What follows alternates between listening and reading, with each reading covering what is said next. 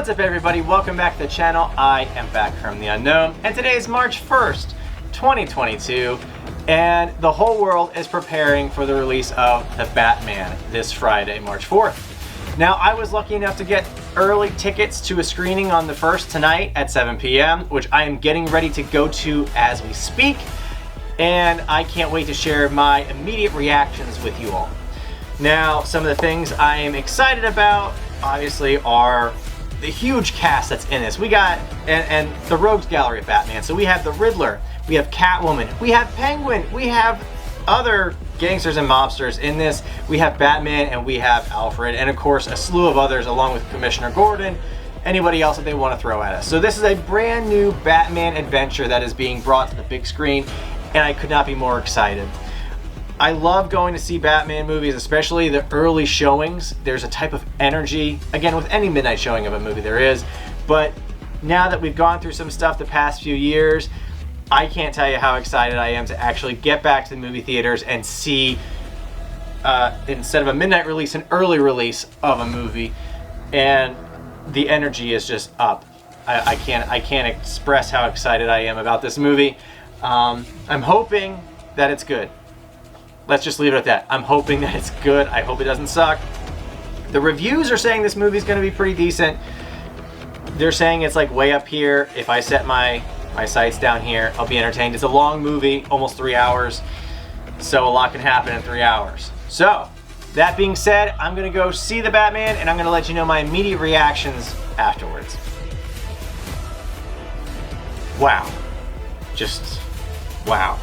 Guys, I was blown away by that movie. I couldn't believe how good it was. I went in there, I was really hoping that this was going to be a good movie. I went in there with low expectations and it just blew the doors off. Maybe that's part of it, but yeah, this movie blew me away. The Batman is a must-see, especially in theaters.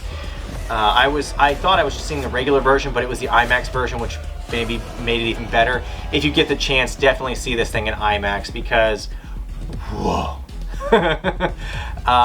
Let's go over Robert Pattinson as the Batman and Bruce Wayne. Bruce Wayne, like I said, my concern was he was going to be dark, brooding, and emo the entire time. He's dark and brooding. The word that I kind of thought or associated with that Bruce Wayne was haunted. He's still haunted by everything. He's still a young man, Bruce Wayne. He's still haunted by, you know, what happened to him, and, you know, his path to becoming a better Batman leads to some revelations about his parents, Alfred, just a whole lot of stuff. So he's torn and pulled in a whole lot of ways, and actually the people of Gotham kind of show him as Batman. You know, you see his character evolve throughout the movie, which is really good. Next, him as Batman, I absolutely loved it. It was a rough and tumble Batman. More so, it's a different rough and tumble than the Ben Affleck Batman, because he just killed people. He didn't care. But he also takes a whole lot of hits. So not as many as the Christian Bale Batman, but he gets pummeled a lot. So imagine the Mandalorian, but as Batman. And that's what I kind of got the imagery of for this character. Mixed with a little bit of Frankenstein. They did a whole really cool entrance with Batman. They kind of emphasized his walking. And you would hear his footsteps well before you saw Batman as the character. So that was really interesting to me. Almost like a horror movie. It reminded me of a Frankenstein-esque, or kind of like the Spurs for Boba Fett, but not quite that noise, but a pounding of footsteps before you see Batman. So you knew he was there before you saw him. So that was kind of interesting. I liked how they emphasized that.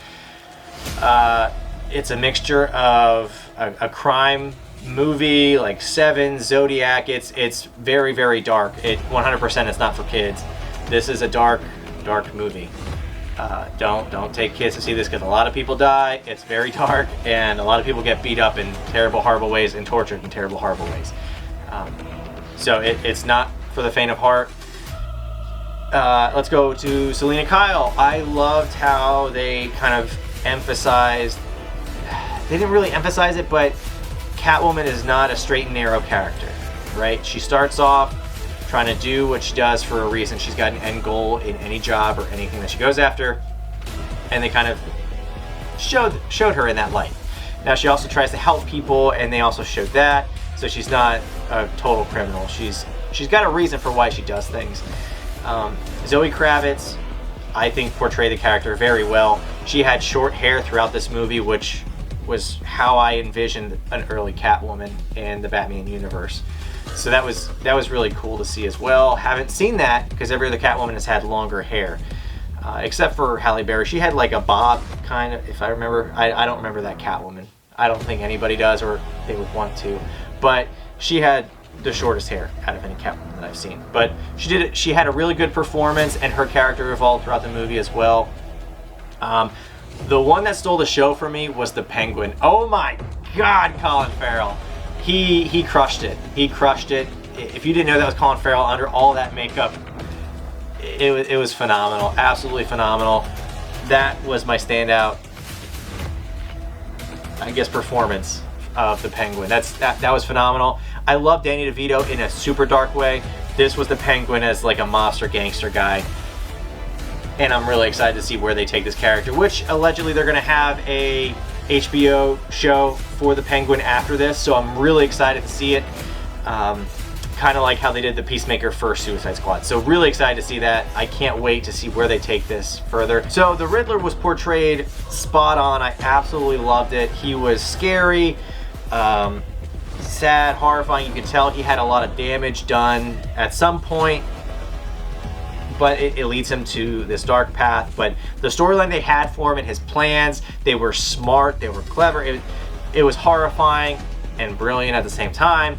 And kind of seeing how Bruce Wayne works with the police, works with the underground, it all kind of flows together. So you got a horror movie, a detective crime drama, and like a superhero movie all rolled into one, and they fit absolutely perfectly, similar to The Dark Knight.